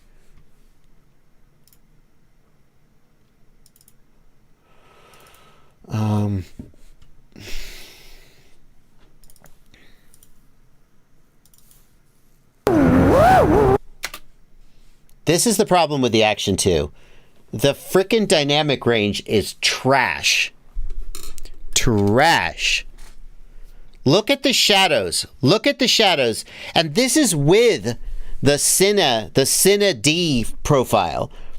This would be worse with the standard profile. Look at the shadows. There is nothing in those shadows. Nothing. Now the fisheye you can solve by just using the wide or the narrow field of view. That's easy to fix. Don't use the ultra wide field of view. That's fine. I agree that's an issue, but just don't use the ultra wide field of view. But so granted, this is without a color grade.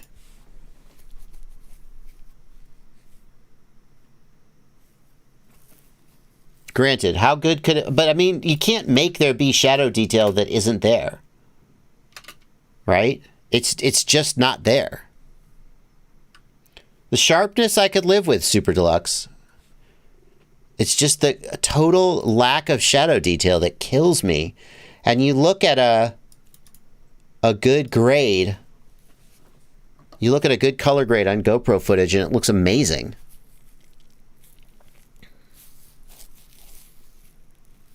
And you look at the Action 2 and it can look okay. But it hurts me. But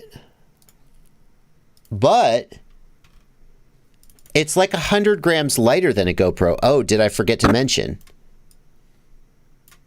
Yeah. That's kind of a big deal. So, like, let's look at this.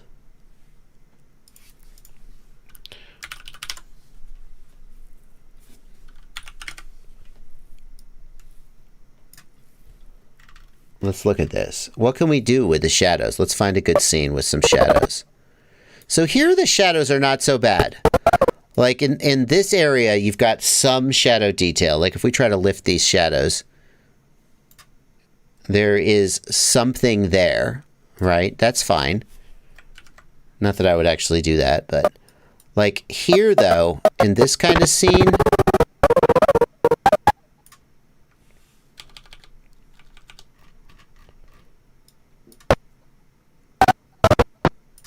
let's see. It's not the worst there. Are you going to play? Are you going to play? No? Thanks, Premiere. You suck, Premiere. You suck, Premiere. Play. What the... Premiere, you're the worst.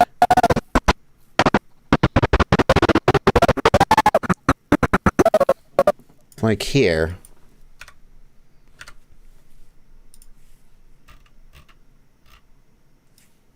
How much can we lift those shadows, if at all? How much can we bring out? I don't know.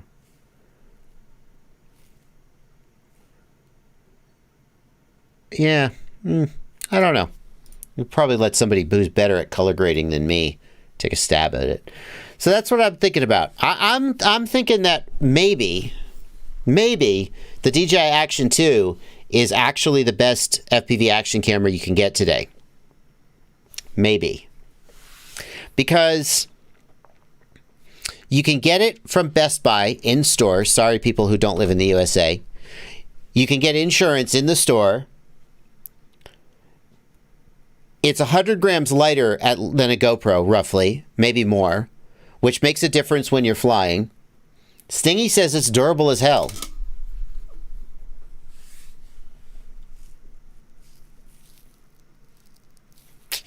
Abhishek, I just don't think the Action 2's dynamic range is as good as the GoPro's. GoPro is unbelievable. Hang on. I got it. Let's look at this.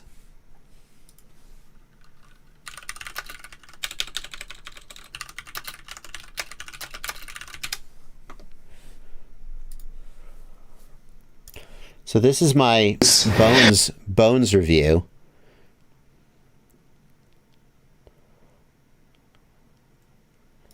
And here, this is with no color grade. This is the GoPro.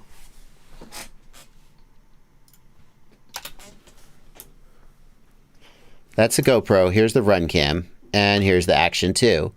Pretty close, but still just very different. Just very different. I think a GoPro is such a better looking image. And then if we go to the color grade and the flight footage, do I have flight footage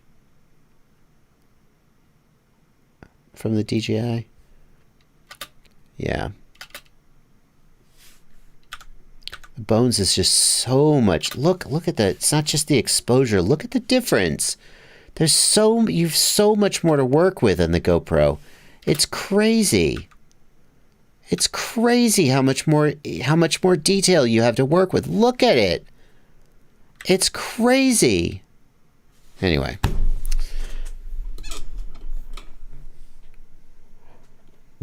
Anyway. But Stingy makes the argument that you break GoPros all the time. And he's tired of it. Anyway. What do you guys think? Action 2, is it worth it? I don't mean the bones. I mean like a Hero 10, a Hero 9, or a Hero 8. I guess what I'm asking you guys is, should I go all in on the Action 2? Or should I buy some more Hero 8s?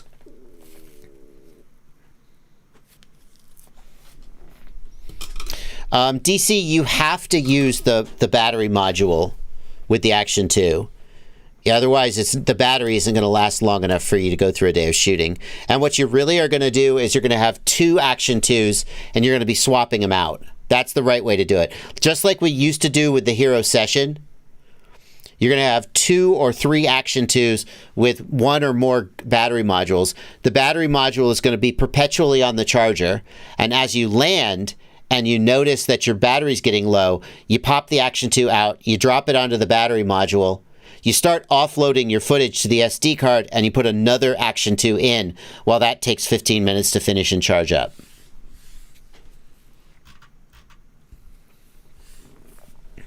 Super Deluxe uses the 8.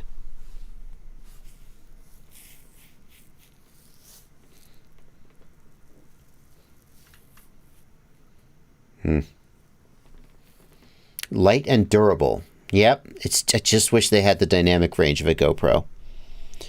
For cine stuff, obviously GoPro wins. For freestyle, though, maybe the Action 2 is worth it.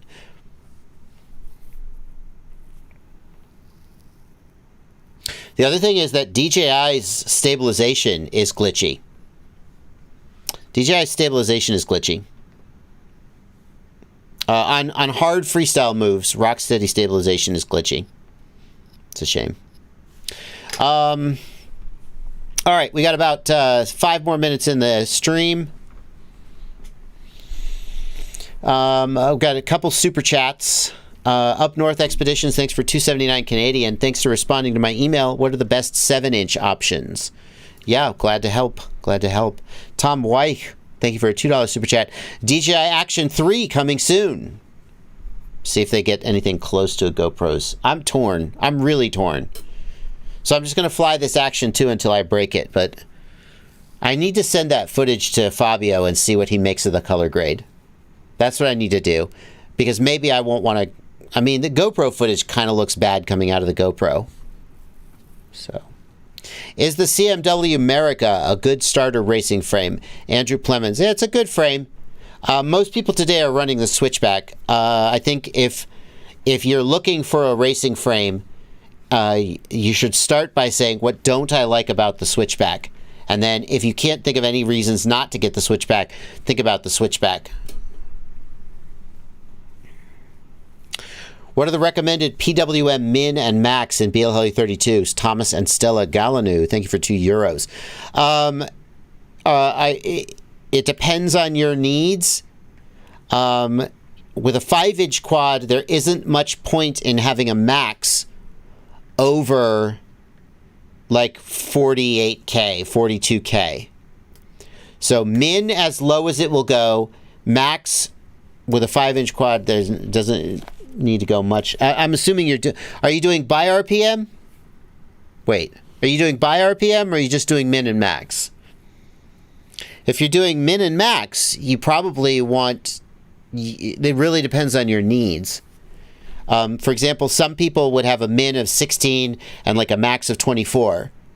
So that would maximize your braking torque. And if you decided to do a min of 48 and a max of 96, you would have less braking torque but more smoothness. So the other thing is, and then some people might choose to use the by RPM feature in BLA 32.9. However, some people find that makes their motors hot. So there isn't a single best recommended min and max in BLA 32. I would say that the thing I would recommend that people do to start is to use the lowest value possible, because that maximizes your braking torque and responsiveness. And don't use variable at all unless you have a problem that you need to solve, and variable RPM is the solution. That's what I would say. Aaron Ciotti, is he streaming today? Ciotti's here. I guess he must be streaming. Ciotti, post the link to your stream.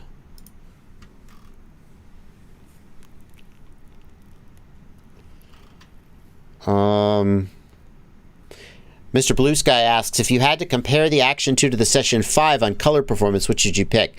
Session 5, 100%. GoPro just has unmatched color science. Now, people who use true cinema cameras laugh at calling a GoPro color science, because compared to even a camera like a Red Komodo or a Sony Z-Cam, the color science on a GoPro is garbage. But compared to any other consumer grade action cam, GoPro is head and shoulders above. GoPro is the only consumer action cam that's capable of remotely putting out like usable images for professionals. Nobody else is even close. Andrew Plemons says switchback too expensive. Oh, the guy's giving you a CMW America. Oh, well, yeah, take it. It's great. Yeah, if it's free, absolutely.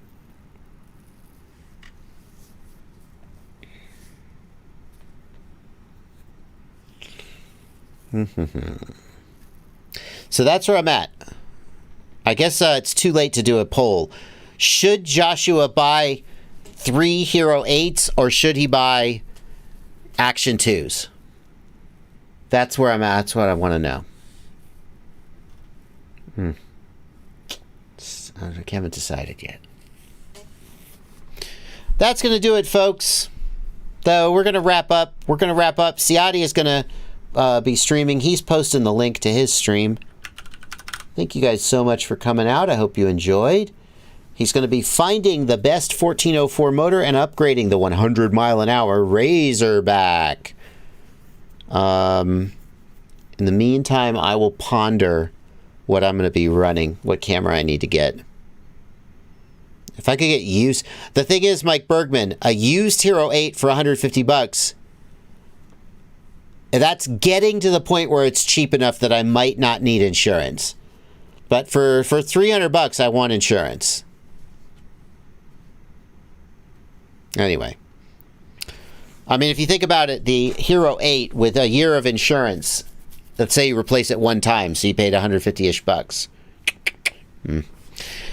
I'll think about it. In the meantime, I'm going to see you guys later. I'll see you tomorrow in the evening. But that's going to do it for today.